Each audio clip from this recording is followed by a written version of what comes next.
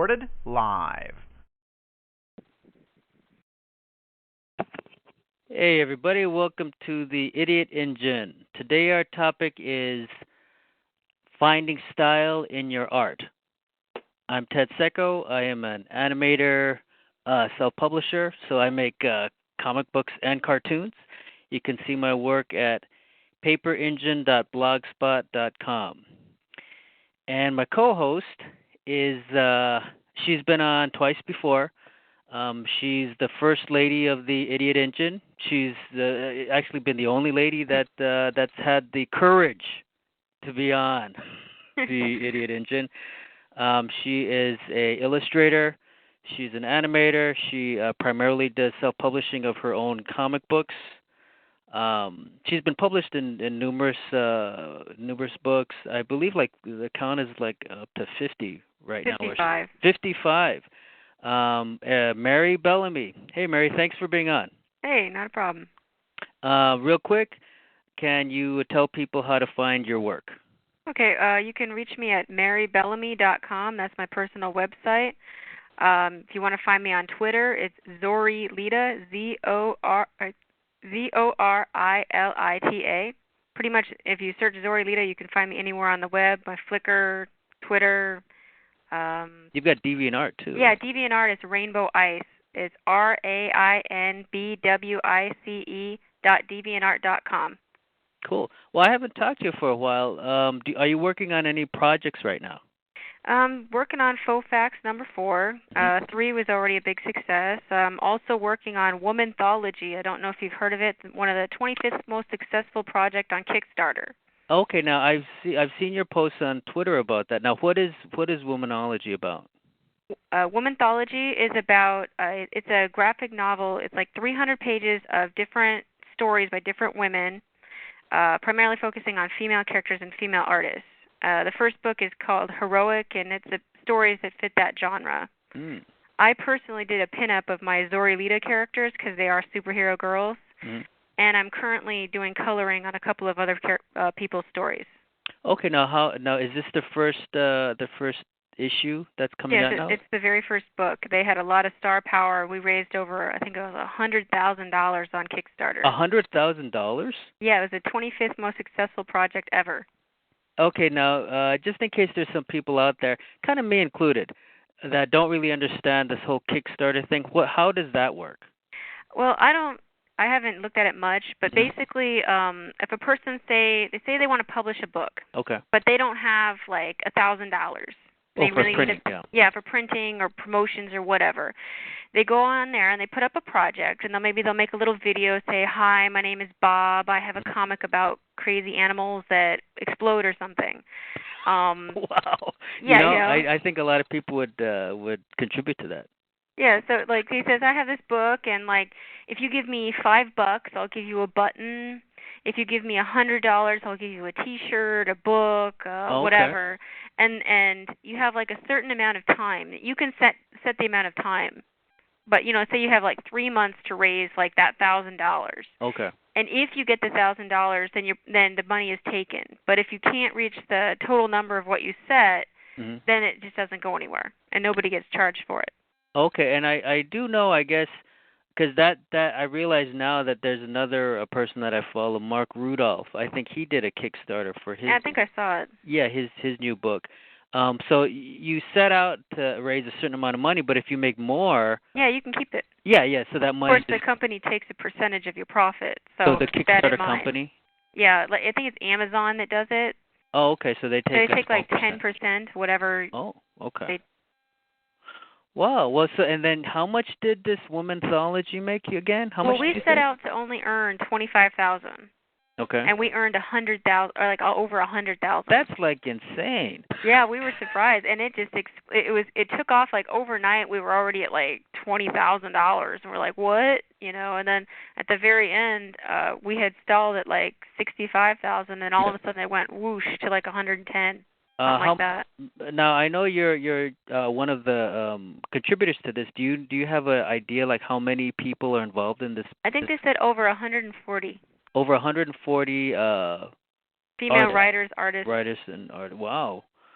And all that money is going to To a publishing. charity. Oh, Whatever doesn't go to the actual printing costs through IDW, we're paying them, so they're not actually there's no actual cost, and any profits that come back on the book are being donated to a charity. oh, that's good. Wow. That yeah, and I actually that is really good because people are obviously donating it for a specific reason. Yeah. And if that reason's already if they don't need to, then they want to make sure that their money's not being like frivolously, like you Right. guys Right. aren't gonna go out to some fancy gourmet Oh no. restaurant. No, the lady that runs it, Renee DeLiz, put up a whole list of where the money's going. So Okay. And what was that? Did you say the website that people could find more um, information on this? womanthology.blogspot.com. Okay. There was tons of articles on Robot 6 and comic book, all the what do you call it? All the blogs Yeah. that follow comics. I'm sure that's probably one of the reasons that there was such a an outpouring of contributions because it was really everybody knows about it. You kind of the word got out to everybody. Yeah. Wow. Okay, well that sounds pretty cool. So that's what you've been working on. And well, you know what? Let's get to this topic. Okay. Finding style in one's art. And right at the top, I want to just mention that the reason, I don't just like put names in a hat, and then just pick Right. out the name and say, "Oh, I guess, my co-host is going to be, whoever." Right. Specifically, I'm glad that you were able to co-host because one thing about your work, I'm a big fan of your work. There's Thank you. yeah, there's some other people that have very distinctive styles. Mark Rudolph, Javier Hernandez, but all of you guys share this one quality that I can appreciate and I actually really admire, and that is you all have very strong, distinctive styles to your work. Um, so right off the top, let me ask you, the style that you developed, was it sort of just a natural occurring thing, or did you consciously orchestrate this style? Did you plan on it early on? How did your particular style develop? I think it's not really conscientious. It's kind of an organic form. Like, I would say that everything that I ever watched influenced me. And I know You watched, you mean like animation? cartoons, Okay. TV, comic books, reading, picture books, Mm-hmm. TV, T-shirt designs, everything like that that's around you kind of subliminally will affect what you design. Would you say that there are like specific, like if you could name a couple specific animated shows that you think really made an impact on your style? Oh yeah, like Tiny Toons. The Warner Brothers stuff? Yeah, a lot of the 90s Warner Brothers stuff, the 80s cartoons like Strawberry Shortcake, Rainbow Bright. That's really where I get my saturated colors, despite the kind of anime-esque thing I later kind of got introduced into my work. Mm-hmm. So it's just kind of like, you see like someone draws, like, here's one example. Gosling Mallard has a certain way her socks are drawn, and ever since I saw that, that's kind of how I draw socks. Oh, okay. Like the different kind of curving lines and things. Mm-hmm. Whereas someone else might draw it more literally what it really looks like. You just take these kind of shortcuts. Style's kind of like taking natural shortcuts in certain things. Like you create your own symbols. I was thinking about that. I was thinking about this topic today, actually, driving home from my day job, and it occurred to me that a style is just another way of saying, okay, this is my language, this is my alphabet. This is how I express myself.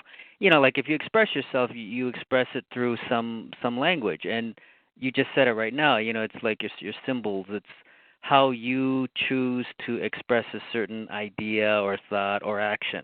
Or Right. thoughts. Right. And it's just kind of like a shortcut, like a shorthand. Mm-hmm. And you didn't sit down early when you were just learning your skill set in drawing. You didn't sit down and say, okay, I want to draw like Tiny Toons. You didn't do that, No. right? It just No. kind of developed. it's kind of one of those things you're like, gosh, I wish I could do what they do on TV. And you start looking at the different shows, and you kind of start saying, well, a lot of the characters are 3 heads tall. Let me draw kind of like that. A lot of the characters have larger eyes. Yeah. But you're not necessarily saying, I'm going to sit out and I'm going to draw Babs Bunny's eyes, and I'm going to put it on Darkwing Duck's head, and I'm going to stick, Sonic's legs on there. Yeah. You just kind of start looking and seeing how they put their stuff together. And then based on your skill set at the time, a style starts coming out. Well, that's interesting too. So as your skill set gets stronger, right, your style can change. Like your you style can be more can ambitious. evolve. It evolves. And have you seen that with your work? Oh, like every 6 months, I get embarrassed at what I just drew. You know what I mean? Every 6 months. Yeah, because it's like, especially doing the Faux Facts graphic novels, I've been having to push myself to draw characters doing things. It's not enough to have the character just standing there pointing. Yeah, posing or something. And so like I've really had to go backwards and relearn how to draw certain things. And then, whereas when you're doing a concept, a character can be more flat. But when you're doing something in action, you have to make sure your volumes make sense. Otherwise, it's going to look really stilted. Well, let me ask you this. Well, when your skill set improves, does it you have to once you learn how to do something, you have to adapt it to that style you have already established. I mean, are you afraid that your style you don't want it? Do you want your style to change? Because I think that inherently my style is you can still sell that I drew something from like 10 years ago to today. But you can also tell that I have a better grasp on something. If something's not working, you don't want to stranglehold onto that and say, well, this is my style. Like, I can't change this because that changes me. But if you keep, working on it, you're still going to see influences in it. Like, I have people say that, like, they look at my character's eyes and go, that looks like your eyes. Or that looks like an expression you would make. Even though technically I wouldn't draw it the same. Yeah. Like, when I first started out, it was very Warner Brothers, Disney. Then later it got to be a little anime influence, and then I pulled back and kind of melted somewhere in the middle of that. Yeah, so, I guess, you can't be afraid. You don't want to get hindered and say, I can only do this style, because especially like with work, you have to be someone else. If they're not hiring you to be the lead designer with your own thing, you have to imitate other people's stuff, and if you can't do it, you don't get the job. Something like... are you familiar with that comic strip Dilbert? Yes. Okay, now that, it looks like, this person developed a very specific style. And it seems like they've never, I don't want to say they've never improved. Well, I think it's a market branding. Once he got stuck there, that's where he's stuck at. Yeah, like if the second he stepped outside of that, someone would say, sorry, where's your normal stereotypical style? So he is actually limited in a way. Well, he's already established a level of fame, so that's what people have come to expect. But when level you're like of fame? Yeah, when you're starting out at the bottom, you want to be yourself, but at the same time you have to show you're versatile. But he has already established a fan base and a monetary level. Yeah. Someone says, I know this. Scott Adams, is it? I don't know. Whatever. I think that's the guy who designed it. They say, I know Dilbert. That's all I want to see. Don't draw nothing else but Dilbert. Yeah. Or like Butch Hartman. I know his style. I know Fairly Odd Parents. I want Danny Phantom to look visually like the same style but a different show. I want that branding of this guy's style. What's interesting is it makes me think of The Simpsons, because I know the early Simpsons, that style changed, right? Like, those character designs. Well, I think Matt Groening was more involved, and then as the time went on, the studio kept refining and making it tighter and tighter. Some would say a little too tight. It doesn't have that same cartoon principle it used to have. Yeah, that's true. But that's the brand that they want. They want it to be very consistent. And I know that once you do a storyboard and you send it over to China or wherever, if you don't draw it perfect, you might get something real odd. That's true, because they might follow that. They'll follow what you give them sometimes. And if it's not the design that the show is supposed to follow, that can be problems. Then you get it back, and you have to You're send like, it back. what's going on? Get Yeah. things revised. Yeah, you would have to get retakes done, and that's money. That's very expensive, and so they don't want that. Yeah, that's part of the part of where a style you have to change your style to fit something else Mhm. if you want to get work in that type of industry. Now your style, you said it sort of developed kind of organically. This just Right. kind of came about at the certain point where you were pretty, you knew what you were doing. You were very competent. You were professional. At that point, then you target your audience, and then you look for, okay, what audience would this style appeal to? Is that how that phase of the Well, process works? for me, I said if I don't want to draw it, then I don't want my style to be that. You know what I mean? If I'm not comfortable drawing it, like if someone's not paying me to do work and it's just for me and my audience, Yeah. if I don't like it, then I'm not drawing it. Like I could draw the Ren and Stimpy kind of style, but that Yeah. doesn't work with what I want to do. Mhm. So I'm trying to aim my style at what I like, but if I technologically advance or if my skill set increases, Yeah. I just want to be able to push it into more detail or push it into more believable poses or whatever. It's still going to be me Yeah. rather than changing it to be something completely different, because if I was going to do that, then I would just make a completely separate series. Okay. And Yeah. use that series in that other style. That's actually what I was going to ask, because I was going to ask you if the what you've developed, the way your way of illustrating, are there certain stories that you would like to do but you couldn't do Yes. in what Yes, you've I have developed? some horror stories that I'd really like to do, but unfortunately my cartoony style doesn't really fit it. I mean, I know there's people who've done like Johnny the Homicidal Maniac and things like that, but Oh, those are like cute, but they're horror. yeah, I've they never don't seen follow the conventional horror like realistic style anatomy and all them. that. But they fit that horror or scary or goth or whatever, and that's cool for them, but it just doesn't work for what I want to do. Yeah. Mhm. So those are the stories that kind of sit on the back burner, or you think, well, maybe I could make this a book actually instead of a graphic novel. But you would have to actually do different character designs Yeah, and really totally. rethink your whole approach. Yeah, you want it to be in a believable world, at least for me.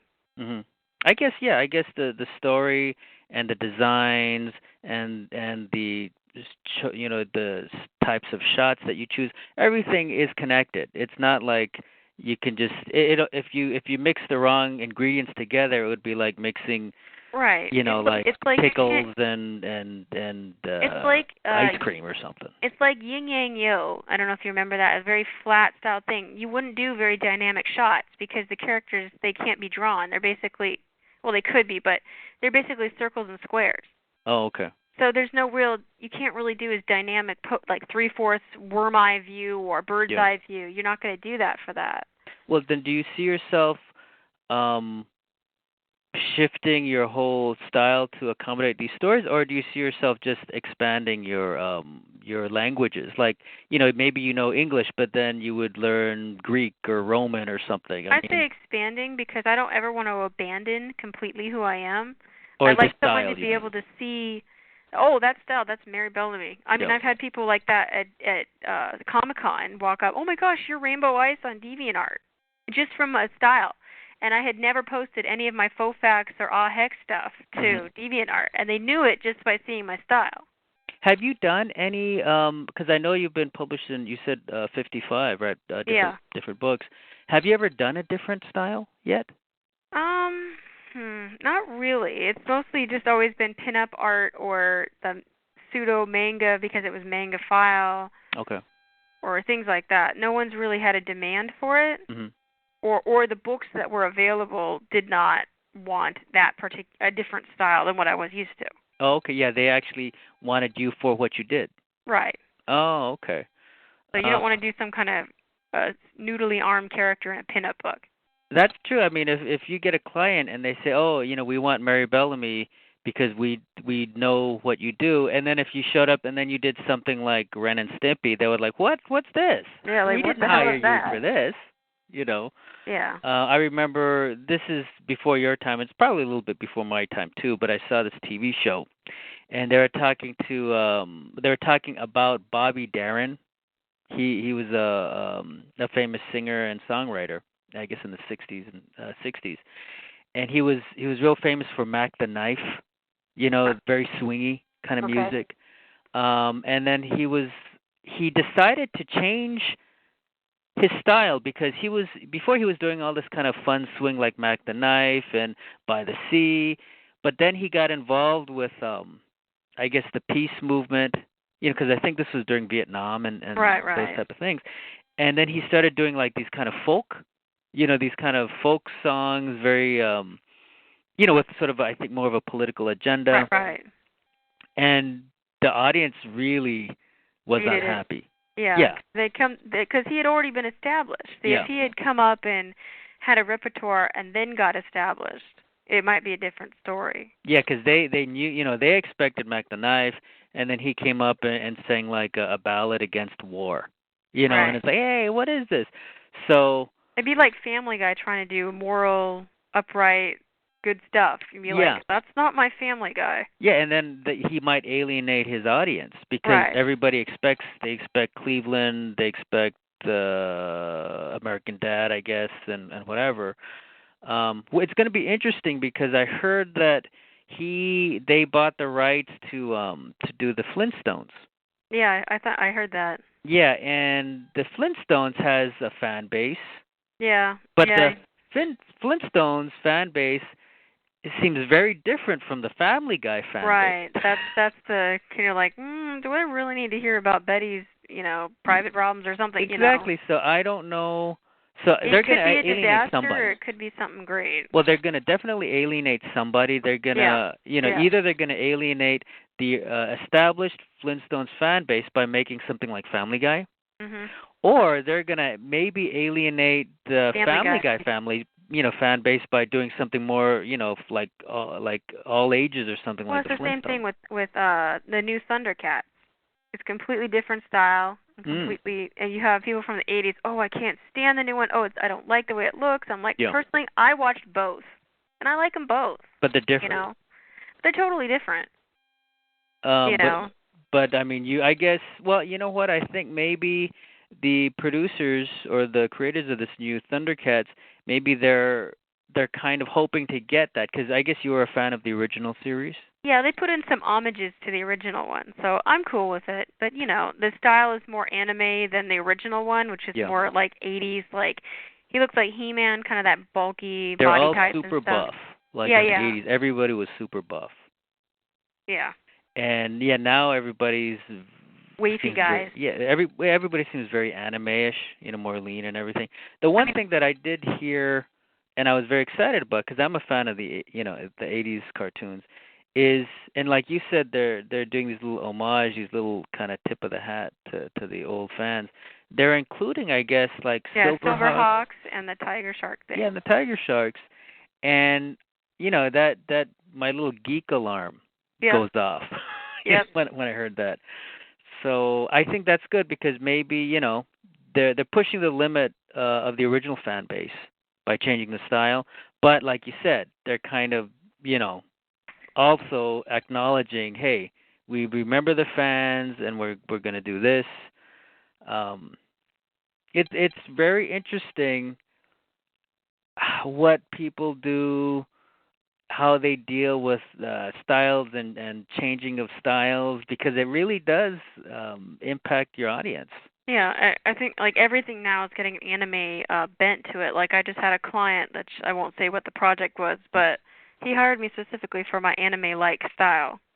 Oh, okay. So while I prefer to be more me neutral, yeah, I had to go a little more anime bent for it. Oh, so did he request that? He said, "Could you push the anime aspect Yeah, of yeah. your work?" Oh, okay. They're going for that kind of look. Mhm. So I was like, okay. Well, and excuse me, and I mean that's actually that's you're working for a client, so that yeah, I mean that's where you're professional and you accommodate the client. Whereas when you're working on Full Facts or a Hack, you do your own thing. And then it also really depends on what your product is, as to what your style's going to be. Like, I know you've seen I do like postcards, and I'm going to do some keychains and other things like that, and buttons. Yeah. Like, my style will change for those items. Like, I'll do more things that are called chibi, like super deformed, really small versions of characters, because that's what the product can handle. You mean chibi, like little figures? Yeah, Like the like little. little tiny figures, like big heads, little bodies. Okay. So, like, if my product is a 1-inch button, then you Yeah. learn that your style can't really fit a full-bodied normal character on there. Mhm. If you did, it would have to be like a bust, and at that point, then it's not worth it. That's true, because if you did something that small, if you did it the normal proportions, like the head would be tiny, you couldn't really make out anything. Yeah, you couldn't see anything. So, I mean, then depending on what your product is, your style has to follow that. Well, I know right now I'm working on a. I mean, I just finished the Super Monsterama, which was a combination of paintings, painted illustrations, and comic book pages. And the fact that I decided to basically build a comic book around these painted illustrations, that sort of dictated for me the style that I was going to draw the comic book in. Right. I wanted the paintings to be, I wanted them to complement each other. So Right. You don't want anything too jarring. exactly, so the drawings are much more, they're looser, there's a rough quality to them, because that way that really, kind of, it goes well with the actual paintings. Right. So it was a conscious decision to do that. When I did Billy Cole, that was a miniseries I did in '94. That was my first gig doing any comic book work for a client, and the style that I chose to do Billy Cole in was very specific, because okay, I had a month to do 28 pages. It was Right. a 4-issue series, and so I thought, okay, it's got to be clean, because I work very loosely, Right. so I knew that would be a problem. I had to work very cleanly, and I had to work very fast. Right. And so I developed a style where I would do all the pencils, and my pencils could be as loose and as rough as I make my pencils. But then I went and I traced everything almost like a coloring book. I traced everything was like a coloring book, and then I just filled in the blacks with these big solid blacks. Right. And that was so that as a result, it was very, very clear.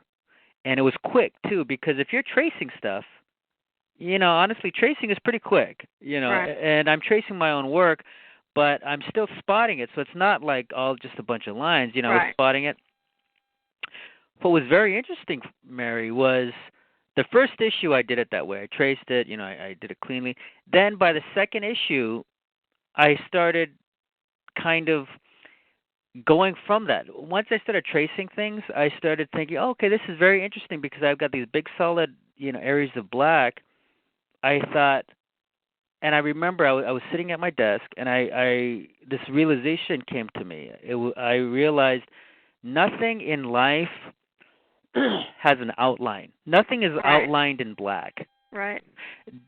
Shape and form, it's all defined by light, shadow, and color. Because when you're walking around, there's not a big black outline around my body. Right. So then I thought, okay, I want to apply that. So issues 2, 3, and 4, if anybody sees that, I believe if you go to my blog, paperengine.blogspot.com, I've got some webcomics up. So just click on those. Webcomics Nation, I have Billy Cole on there. You can see by issues 2, 3, and 4, I was consciously trying to draw without lines. Right. I was just having big blocks of shadow. So I was either using shadow, so and you can define a lot with the shape of the shadow. I was using shadow and color. My color was black because it was black and white, but I was having solid patterns, solid black patterns, white patterns, and I was really trying to do that. So that style evolved from the style that I developed out of necessity. Right. I thought that was a very interesting process, and now I don't work that way anymore, because I'm working with the paintings. It really is sort of it's kind of a give and take, and you just have to go with it. Right. I don't want to limit myself. So, let's see. You said you wanted to talk about style Yeah. with starting out. Hmm. Well, I would say Oh yeah, yeah, that, that's right. Yeah, this is for all of the listeners out there that are maybe just getting into art, just really, finding who they are in their work. Yeah, how would they find their style? Like, what would be their approach to developing a style? well, rule number one is do not get stuck doing anything. Do not say that one style is the only style. Number two, gather as much stuff as you think looks cool. Like if that's video game designs or cartoons or What if classical they're art. different though? What if it's like, what if somebody likes food and then somebody likes punk rock? Would you? I mean, very different things. Should they just try to put things together that match, or should they just put anything together? I would say do anything. Mm. Look at the failures, see Yeah. why they fail, and do Hmm. something different. So Look at the so things really that look examine it. good. Yeah. Look at the things that look good together and see what is it about those things that work, and then try doing something completely different with that concept. With what works. Like, yeah, with what works. Like, say you notice that things appear cute because you don't use any pointed lines. Oh, like Everything angles. everything is curved.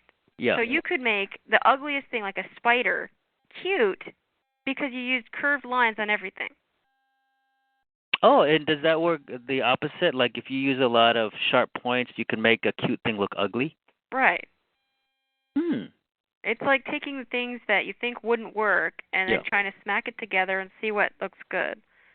Now, you're not going to have a lot of success in the beginning. You're not going to come up with the best looking thing ever, but Yeah. you've got to see what doesn't work to know what does work. And the only way to find out if it doesn't work is to do it. Right. Then I would say, like, don't get stuck on only looking at a style. Like, go to an art museum and look at real sculptures. Look at Oh, real don't just paintings. look at comic books if you want to be a Right. comic book artist. Right. Don't get stuck in looking at like art is an interpretation of the world. Yeah. Don't get stuck examining an interpretation. Go out and see the world yourself and then make your interpretation. Let me ask you. Now, you mentioned like you developed the way you draw. A lot of it came from like the cartoons you saw, like the 80s. The cartoons from the 80s and the Tiny Toons. Um, can you look at how you've developed, and can you? I'm just kind of curious. Um, Throw out some of the interests that you had that are not maybe comic books or cartoons that you think have influenced your style. Well, I always loved impressionism. Oh, okay. That's where I like a lot of the color cubic what do you call it, mannerism. It's just like completely things that are completely absurd. Fauvism. Like the sky is red instead Yeah. of blue. The thought that you can do things that don't have to be like other things. Oh, okay. Yeah. So The grass doesn't have to be green, the sky doesn't have to be blue. yeah. The thing like anime where you could learn that characters didn't have to have brown, blonde, or red hair. Mm. They could be green-haired and blue-haired and pink Yeah. or whatever. Yeah. Yeah. But you don't necessarily have to draw spiky hair. Mhm. You could draw it more like Disney's tufts, like curved tufts of hair. Okay. You know, or Huh. you end up looking. Say you mentioned food. Yeah. Well, say you had a comic book or a story where you had to draw food. Mhm. Well, you go look at a photograph Yeah. of what a parfait looks like. Mhm. You take the abstracted shapes of a parfait and you could make it fit your style and still have it completely resemble a parfait.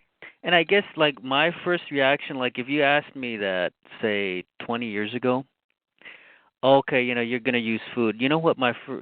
I'm almost embarrassed to say this, but if I had to draw food, I would look at my old comic books and look to see how Yeah. the other artists drew food. Well, there's no shame in using reference, especially with the internet now. You can go say, I don't know what 57 Chevy looks like. You can Oh type yeah. that into Google, and there's 80 bajillion pictures of it. So you Mhm. can learn how to draw anything. I think the tricky thing with doing something that like an '87 Chevy, like doing that, but then doing it in the particular style that you're working Right. in. You want to take the key design points, like the big fins On a on the back Chevy? of the car, Okay. or the crazy big lights, and just emphasize that. So that way someone could look at it, and even though it's not technically like a technical drawing, Yeah. you can still say, oh, that's a 57 Chevy. Actually, now that I think about it, I mean, the way I would approach that if I was doing it in my comic book is I would give it like high contrast. I would make it very, really like, black shapes, very, and I would make it very kind of chunky. So I guess that's like my style. That's kind of how I'm working. Um, yeah, so it's taking what you need the reference, and then you absorb the reference, and then you kind of regurgitate it, in your language. Style. Or what I've been doing with Faux Facts lately is taking realistic-looking backgrounds and juxtaposing against a cartoon character. Oh, okay. So you focus on the cartoon character over the background, but the background's still detailed enough that it reads as is what it is. Mhm. So my houses look like real houses. Even though your characters don't look like real humans. Even though my characters don't look like real humans.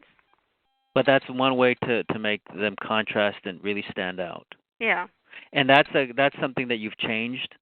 Before it was just like simplistic, like okay, it's a square, it's a room. Mhm. Okay, this is like a blocky couch, and I'm like now I'm pop open a picture of a couch and redraw it. You know what I did when I was working on Billy Cole? The first issue, I was using a ruler, and I was ruling off lines, and when I did buildings, I was using straight edges and everything. Yeah. By the second issue and the third and fourth issue, I stopped doing that because after I did that first issue, those backgrounds were so distracting. Right. So then by the later issues, I would pencil them with a straight edge, but then I would go over them just with my regular, right. like just kind of with my hand. Because that was okay, I made that stylistic decision, okay, that way they'll be different, but for me it was just too much of a contrast. Right. Well, that's when you have to balance the amount of detail. Yeah. Versus the simplistic line. Yeah. With Billy Cole, you could get away with squares for windows and just put some drop shadows in it. That's actually, that's eventually how my style for that book really evolved, or maybe some would say devolved, it became very, like I said, I was trying to avoid using lines. I mean, if you tell somebody, hey, make a comic book without lines, what are you talking about? You're going to make I don't know. So it was really changed. So backgrounds, the buildings would just have these big blotches that were windows, and big, strong, high contrast. So one side would be in solid shadow. That would just be basically a black shape. But it was a direction that fit with the story that I was telling, because Billy Cole was a very high contrast story where there was good and evil, and so good and evil, black and white. Yeah. Even though in Japan, black is good and white is evil, but Oh, I didn't realize white that. is the color of death. I thought the good guys were white in not in Cowboys. Japanese. Oh, in Cowboys, yeah, but in Japan, the guy wearing white is usually a demon or evil. Huh. That's really interesting. So if an American person, a Western person, interpreted a Japanese story, they might get the wrong idea if they see the guy in black. Oh, he's the bad guy. Well, usually they'll have like the character doing something, but it's a different cultural thing. Yeah. Well, that's interesting too, because you could play off of that. You could make kind of these different. I guess the more you know, I guess that's kind of what it comes down to, is the more you know, the more tools you have, in your repertoire. Yeah, and it just depends on whatever it is you're doing dictates your style.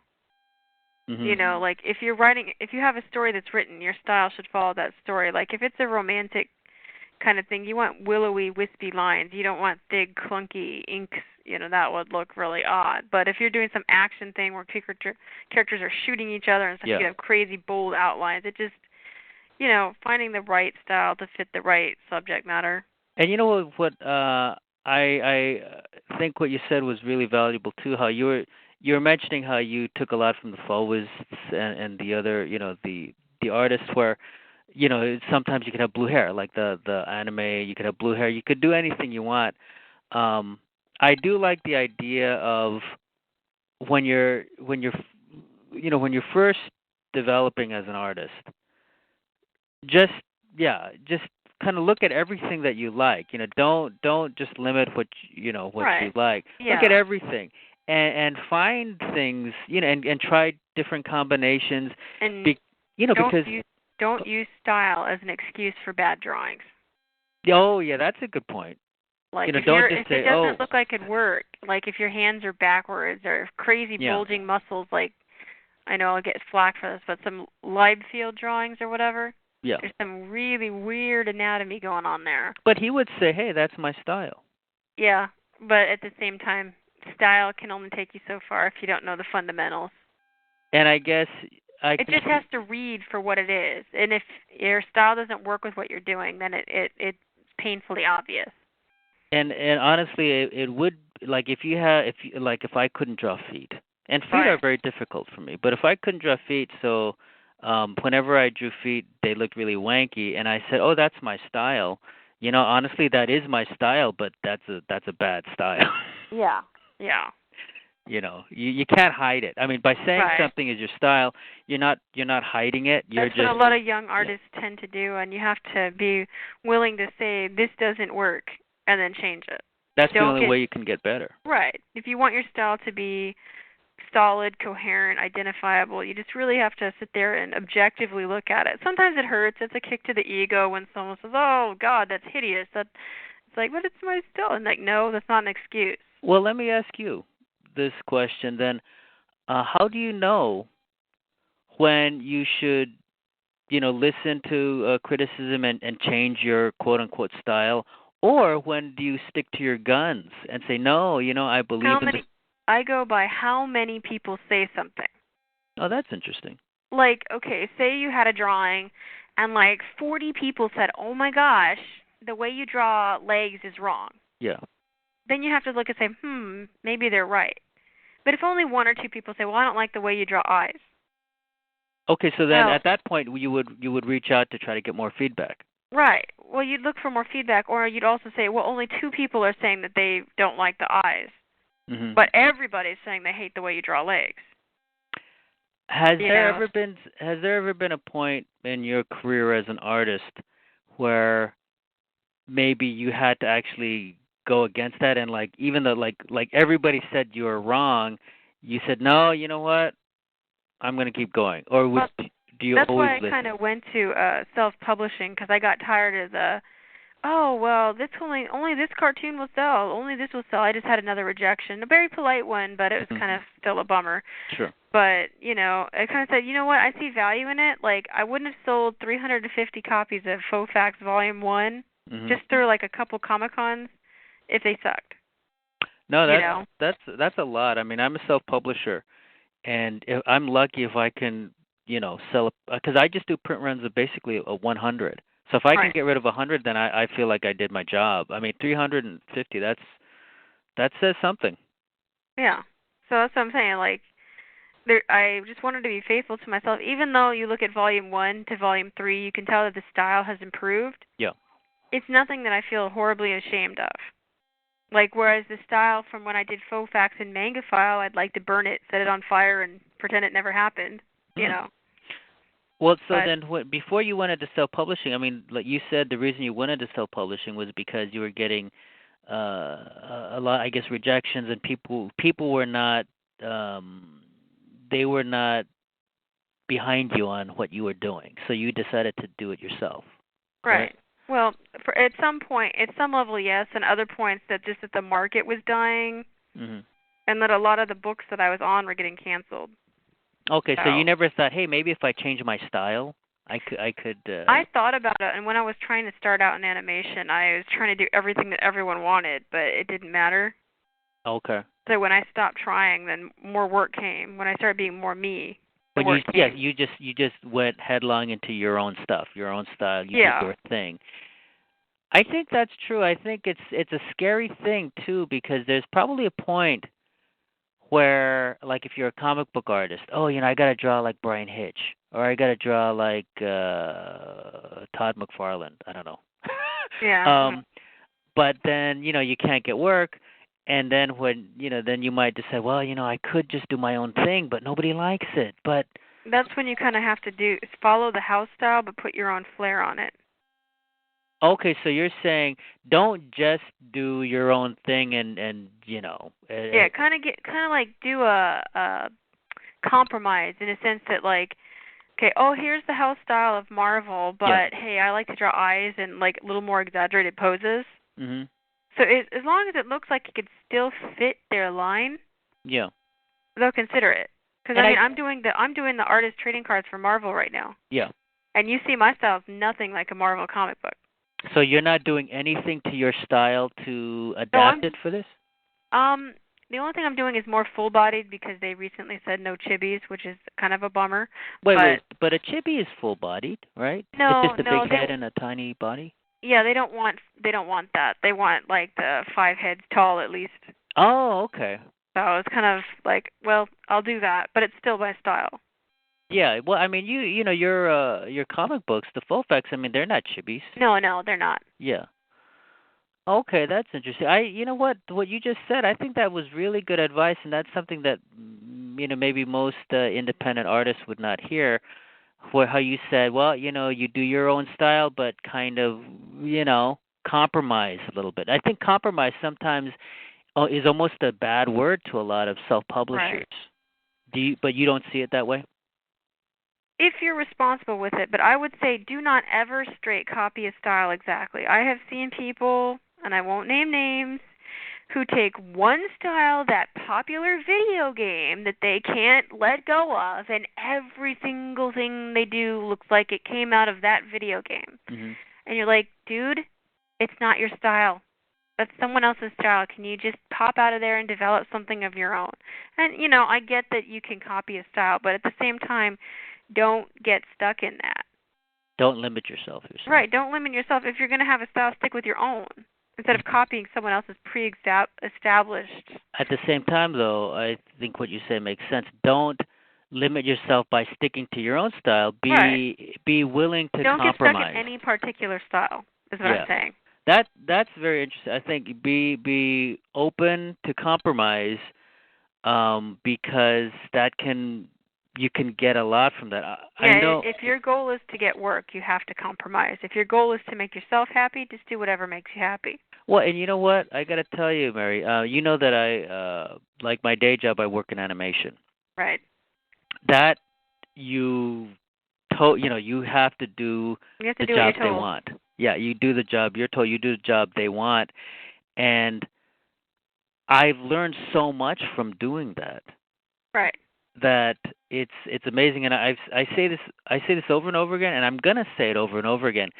Working a house style, it complements my own work. Working for somebody else, doing their style makes doing my own stuff in my own style stronger, and doing my own stuff makes it better, makes my work for somebody else better.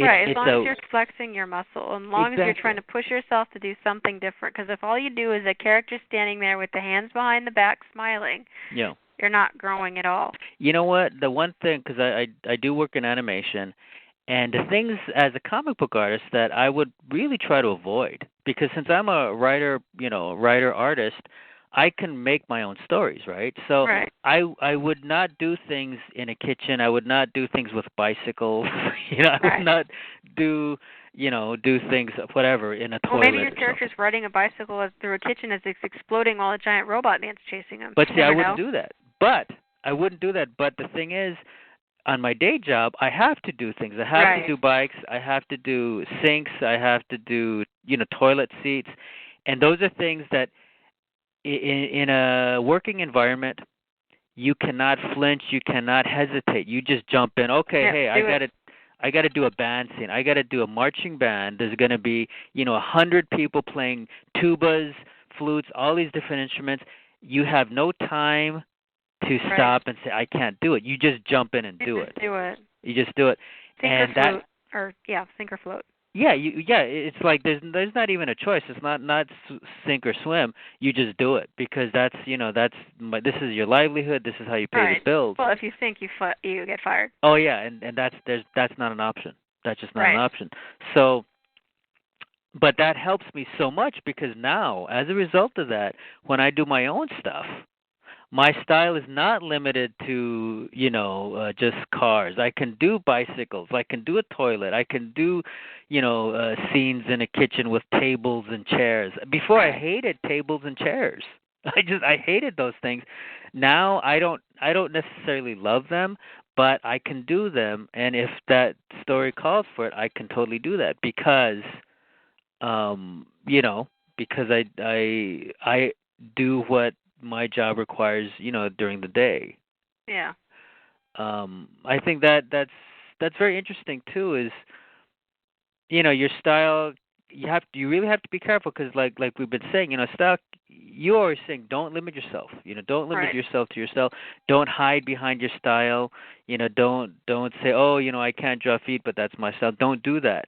um I think it a good way to judge if your style has developed is to take pictures from different time periods mhm. and sit them next to each other. Take the same idea, like your character Bob the cat is standing there. So you Yeah. have a drawing from 97. Then you Mhm. draw him again in 2001. Yeah. Then you draw him again in 2006, 2008, today. Mhm. And if those drawings aren't more solid or more believable or like something hasn't improved, then you're failing yourself. Would you say then consciously change your style? Yes, consciously make a choice to change it for the better. Hmm. I've just lately I got my old computer back working again, Mhm. and so I was digging through old artwork from like 2002, and I'm like, "Oh my god, this is so horrible." Yeah. And I end up taking it, and what I like to do is I take it into Photoshop, I make it a base layer, and I draw over it Oh, okay. to get the same concepts, but then your anatomy has improved so much, Yeah. or your volumes, and then you redraw it over the top, and you stick it next to each other, and you don't even realize it's the same concept, but the Yeah. style has improved. Well, that is a good way to see if you're kind of going in the right direction because I'm assuming as artists we all want to just get better. Yeah, because I've seen some horrible stuff in my stuff, and I'm not saying I'm perfect. Oh, I'm Yeah. perfect. Copy me. I'm just saying that like a good way to see if your style is evolving for the better is just to pick up something old, redraw it, and see if you have accomplished something that you couldn't do before. Mhm. Like you couldn't do dynamic poses, or like the character's positioning is awkward or weird, or now is it more solid, or do you have some kind of free floating facial features, Mhm. as opposed to something more grounded in anatomy where the nose isn't going to shift unless it's a design thing. You know. I think that's a good exercise. I would say a good exercise is for style, for developing a style. One good thing is mainly just doing a lot of drawings. Yep. Like for me, I just have to do a lot of drawings. If I don't do a lot of drawings, then it's hard for me to kind of to it's hard for my drawings to all look the same.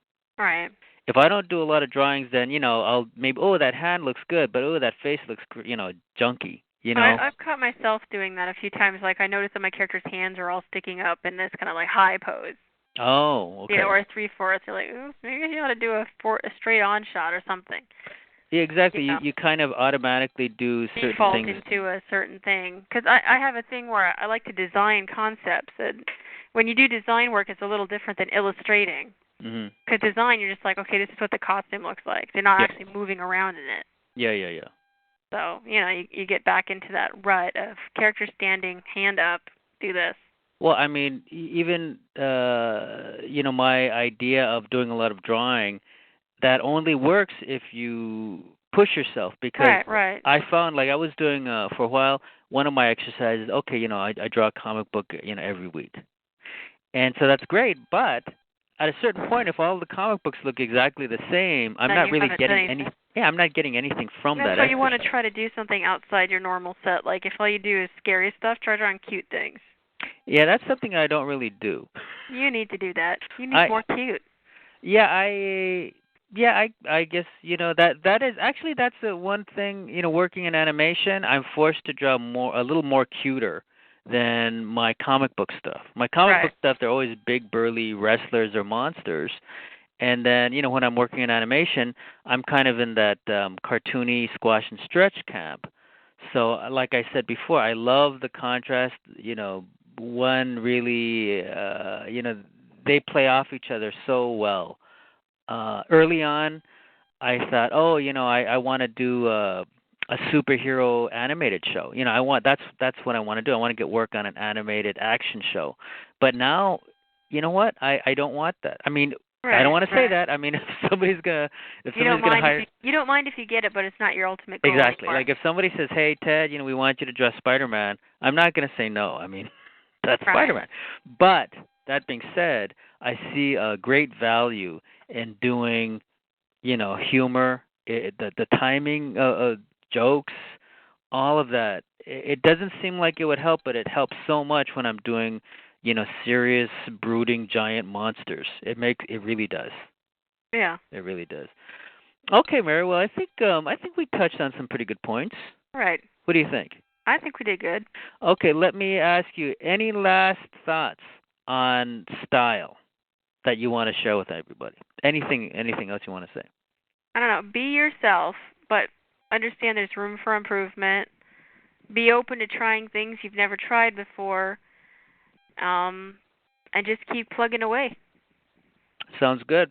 I would say pretty much I would agree with Mary on all that.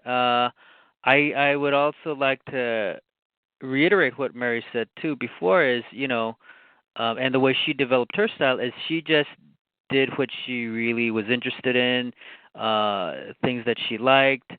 She just followed that, and her style developed organically, naturally. It's not like, oh, I need a style, I'm going to do these certain things. She just kind of, she followed what she really was interested in, and it just evolved into what it is today. And that's one reason that she's been published numerous times, and people actually seek her out for what she does, because she's ultimately, her style is it's it's basically she's being honest. Like it's her personality coming out. Would that be a true statement? Yeah. Yeah. And I think that's what we all want to do as artists. We all want to speak in our own. We want to find our own voice. We want to speak our own voice, because ultimately that honesty comes through. And when people see that honesty, they will believe it, and they will Right. listen to what you have to say through your art. So I think that's it. Okay, Mary. Well, in closing, Did I say some of the stuff people yeah, could pick up on my stuff for 'em? oh yeah. Go ahead. You had something else to say?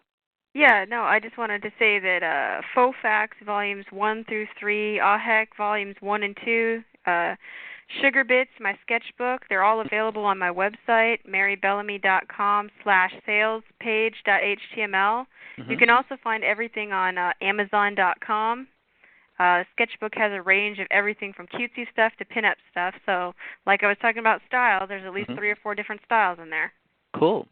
I would also like to add one other thing. I've had Mary do some commission. I've commissioned her to do some artwork, and that's something. Do you focus on that a lot, Mary? Like, do you do a lot of commission artwork? Whenever I can get it, I do. I've been doing a lot of artist trading cards now. That's the new popular thing. Because that's I had you do. I commissioned you to do a series of sketch cards for me last year, Yeah, and then robot. yeah, the very cool super giant robots, because I love your style. And after going through this podcast, I realized I love that style because I love the honesty that you work in. And then also, I just asked, I commissioned you to do another job. It was the Munsters. Yes, I'd never been asked. It was a fun commission because it wasn't that same cutesy pinup stuff, which I love to do, but Yeah. I'm glad to do something else. Well, and that's what was exciting to me, because when I thought of it, I said, "Oh, okay, the Munsters," and I'd love to see your take on the Munsters. I'd love to see your honest take on this different genre, and it looks fantastic. I'm really happy with the work. So I would also encourage anybody out there, look at your work. look at your website, buy your books, but keep in mind, you're an illustrator, so people can commission you, and they seem very reasonable. Like your rates are very reasonable. They can get original artwork from you of whatever somebody of characters or robots or monsters or whoever. And I also want to add that I do professional cards too, so I'm going to be getting artist return cards for my Marvel sets. So if you're interested in Marvel Comics or any of the stuff by Fivefinity, like Manga Mandy, Sheena, Queen of the Jungle, Galaxigals, things like that, I do those too. Yeah, and those now the Marvel work that you're doing, those cards you can't sell those, right? Because those are being sold through Marvel.